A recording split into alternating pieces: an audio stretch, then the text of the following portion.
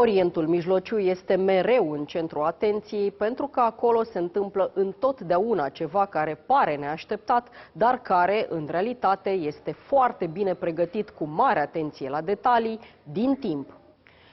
Liga Arabă vrea să reintroducă Siria în club și să-l reabiliteze pe Bashar al Assad. Iran și Arabia Saudită și-au reluat relațiile, dar mai este mult până la un nivel ridicat al încrederii. Israel avertizează în continuu ce pericol ar fi pentru regiune o nouă putere nucleară condusă de un ayatollah. Acestea sunt doar o parte din transformările zonei. Cert este că în toate regăsim o prezență iraniană într-o măsură mai mare sau mai mică. Discutăm astăzi cu Heinz Gärtner, profesor la Universitatea din Viena și un bun cunoscător al Iranului. Sunt Cristina Cileacu. Începe Pașaport Diplomatic. Heinz Gärtner, professor at Vienna University. Welcome to Diplomatic Passport. Good morning. Iran s-a dovedit a fi pentru Orientul Mijlociu țara care știe cel mai bine să-și exporte crizele și să-și încurce vecinii. Toate problemele interne sunt trecute astfel în planul 2 și atenția poporului iranian este îndreptată spre dușmanul din exterior. În urmă cu 5 ani, marile puteri au semnat cu Iran un acord nuclear. Pe scurt, acesta presupunea ca Iran să renunțe la producția de plutoniu de calitate militară. La schimb, sancțiunile economice pe care țara le suportă din 1979 începeau să fie ridicate treptat și economia s-ar fi îmbunătățit. Doar că Donald Trump a retras Statele Unite din acord și situația a devenit mai rea ca înainte. This week marks 5 years since the former president of the United States, Donald Trump, finished the nuclear deal with Iran by extracting unilaterally United States from this deal. In the context that we live right now, with all the movements that we see around the Middle East and Europe and United States, do you think that anyone needs any more such an accord? First of all, I do think the withdrawal by President Trump from the JCPOA, the so-called nuclear deal, was one of the biggest geopolitical blunders after the end of the Cold War. It had lots of repercussions, and the repercussions and the consequences are not finished yet. So they are going on.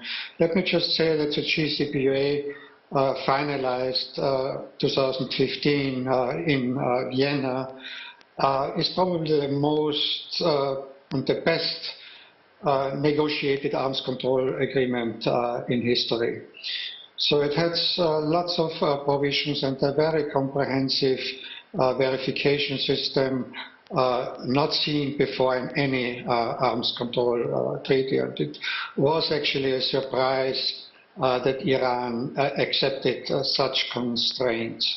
Of course, Iran came closer to a nuclear device, but Iran, of course, says it doesn't want to have a nuclear weapon, and it would be illegal and against the fatwa and so on. But of course, now the West is concerned. But the reason why this happened was, of course, the withdrawal by President Trump, and the Europeans did not much to revive it. So they stayed in the deal together with China and Russia, but they did not much. They would set up this INSTEX mechanism, which was supposed to bypass US secondary sanctions. Secondary sanctions comes from the US. Also, a shadow war started in the Gulf, Persian Gulf region, where ships and containers were seized. So there was this shadow war going on between Israel and Iran. And also in the neighboring states, there were attacks on Saudi oil facilities supposed to come from the Houthis in Yemen, but I never know. But so started in the region becoming more entangled in the turmoil as well. But you mentioned Israel, and a few weeks ago in the same program I had a historian from Israel telling me that almost 30-40 years ago in his country it was the same talk about how Iran is getting closer to obtain a nuclear bomb. How close is really Iran to obtain this nuclear bomb? Yeah, no, that's definitely true. This issue is not a new one. So in Israel, every president, as I said, for decades raised the issue of the danger of a nuclear Iran. Actually, I have to say the nuclear program started during the Shah government already in Iran, and mainly European companies helped Iran to build up this program.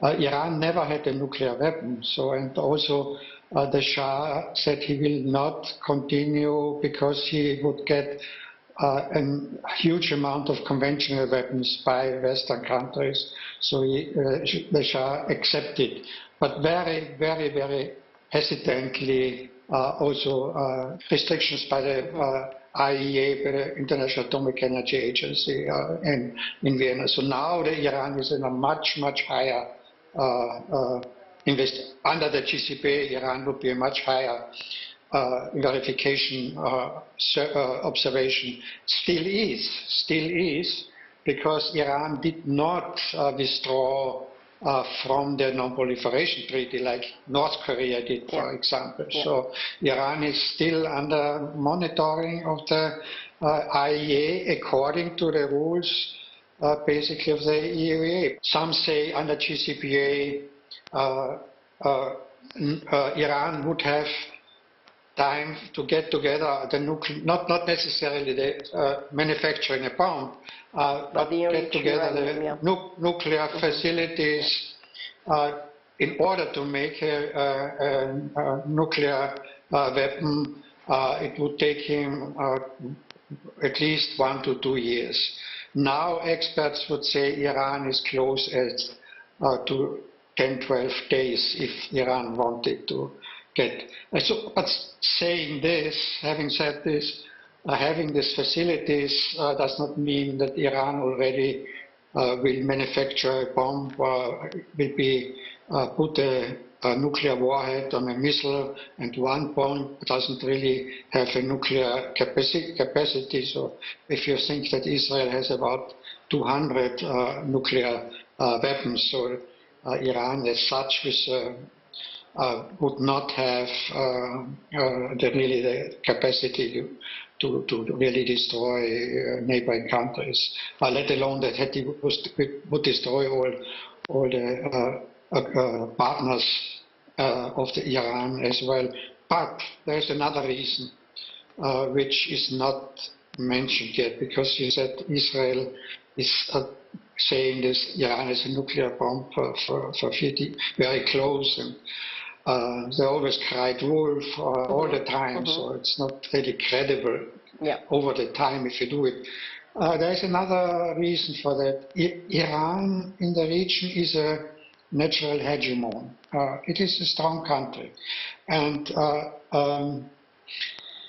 there is an international ranking about geopolitics. It's called Global Firepower, and if you look this up, Iran, according to geopolitical criteria, is globally on the 14th place, so well ahead of Israel and Saudi Arabia. So what they look at, they have about 40 criteria or even more, but the main criteria is size, population, resources, infrastructure, education of the population, land mass, land-sea relations, discipline of the military.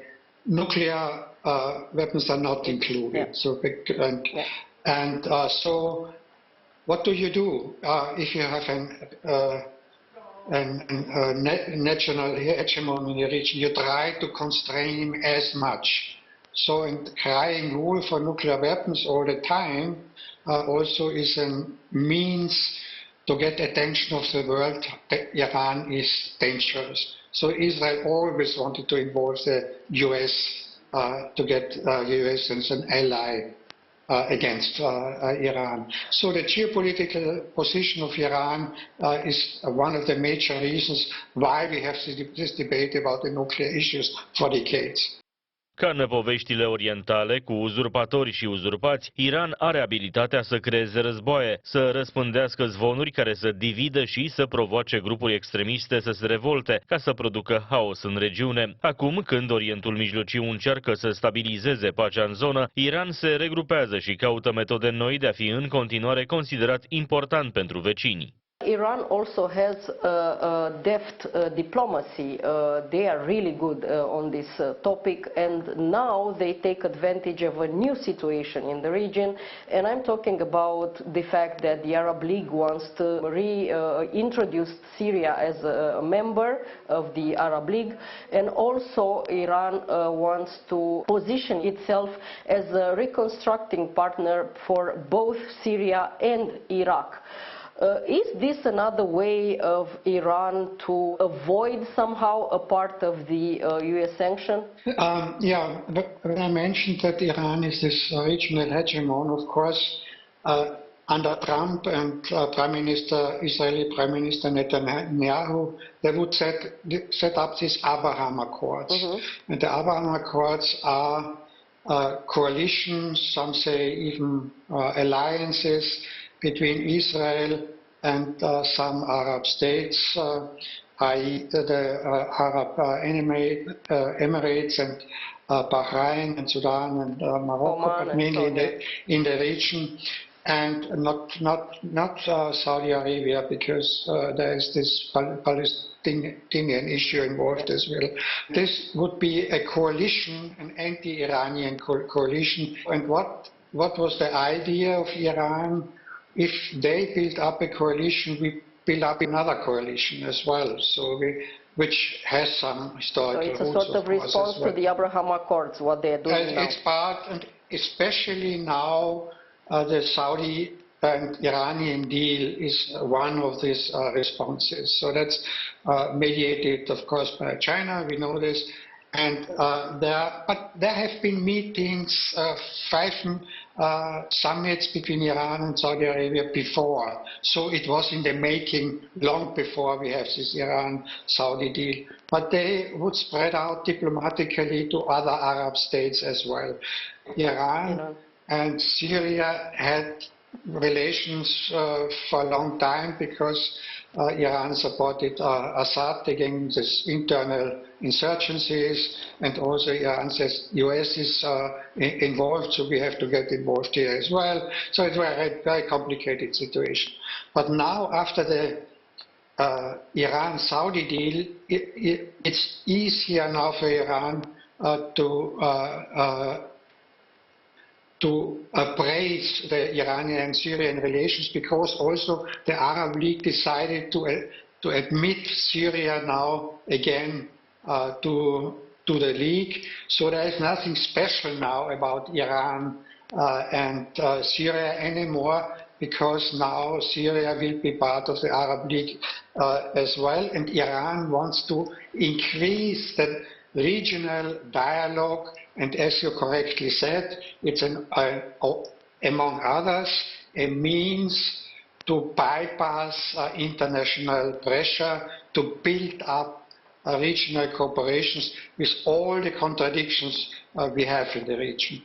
Pragmatismul este probabil calitatea cea mai răspândită în Orientul Mijlociu. Acordul de pace între Arabia Saudită și Iran, 2 state care păreau că nu vor găsi niciodată o înțelegere reciprocă, este bazat tot pe pragmatism. Numai pe timp de pace lumea poate să prospere și, ca atare, s-a produs imposibilul. China, țara care a ajutat la această realizare, își urmărește la rândul ei interesul. Vrea să fie cu adevărat puterea care dictează în Orientul Mijlociu. Nimic nu este gratis. Este o lecție predată cel mai bine tot în estul lumii. Talking about the heating of the relationship between Saudi Arabia and Iran, of course we saw the meetings. You said that they were prepared before, and you are right, but we both know that trust is the base of a relationship, and that is gaining in a lot of time.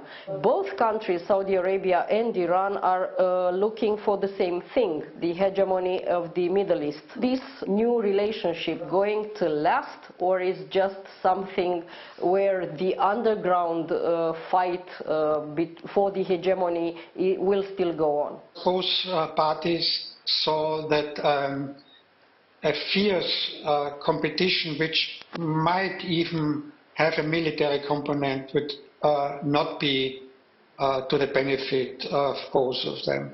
Saudi Arabia discovered somehow we cannot rely entirely on the US if there is a military conflict, because President Trump gave them the impression you get our aid no matter what.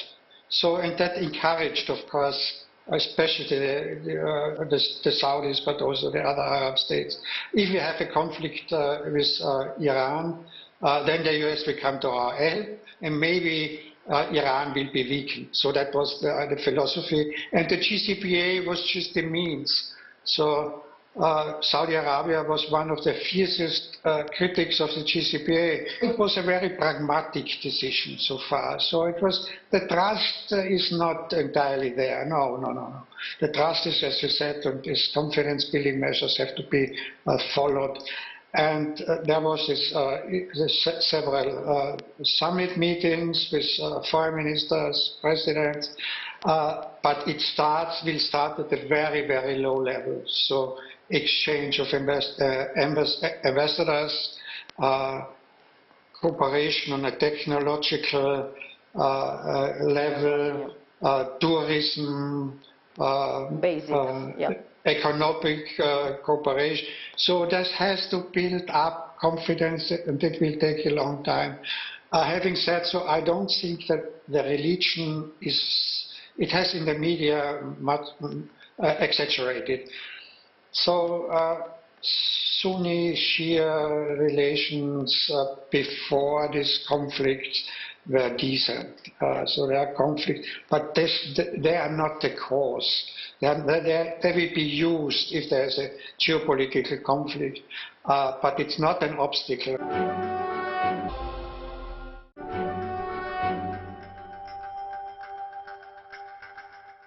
Iranienii vor mai multe libertăți și nu mai vor ca destinele lor să fie decise de o mână de clerici. Mahsa Amini, o tânără de 22 de ani, a murit în condiții suspecte după ce poliția moravurilor a arestat-o pentru că nu purta eșarfa de pe cap conform standardelor guvernamentale. Moartea ei a declanșat luni de proteste masive în Iran. Autoritățile au folosit măsuri extreme de represiune și au ucis peste 500 de oameni, în special femei. The final question is about the protests in Iran. We saw that the authorities there actually use lethal ammunition in order to make people stop getting out on the streets and protesting against the regime. People are now, of course, stay out of the streets because they are protecting their lives. It's normal, but that doesn't mean that the mentality against the regime is changed. What shall we expect in this near future from the Iranian people regarding the way they look and respond to the regime of the Ayatollah? This protest, and they are not the first ones, of course, but there were again a wake-up call for the system. So. On the one hand, you have this deteriorating economy, high inflation, so people feel neglected. And then on the other hand, you have this control system of the regime. Actually, you have the control system of a very small group of clerics. It's not an opposition against religion again. So it's against the control of the small group of clerics, and the headscarf, it's only the formal expression. Many in the population, of course, had sympathies with the protests, with the demands of the protests. And these demands, interestingly, are not that different to the demands of the revolution of '79, which have been ignored by the regime after that. Entirely freedom of elections, no political prisoners, against censorship, against this authoritarian control. At that time it was against the Western regime, now it's against the religious regime. Yeah. And now the young generation is discovering, so, hey, where are we? We want these freedoms, and it's not about Western values, it's about Iranian values. It's all about Iran. So, and of course then the police forces, they used violence, and which infuriated many more people, and got more sympathies. There are many people in the apparatus who have sympathies with the protests, but don't go to the streets. Understandably, they have their jobs there, and they're afraid. However, the regime now discovers there has to be done something. A total reform, of course, a regime change is not going to happen. Professor Heinz Gartner, thank you so much for this interview. Okay, you're welcome.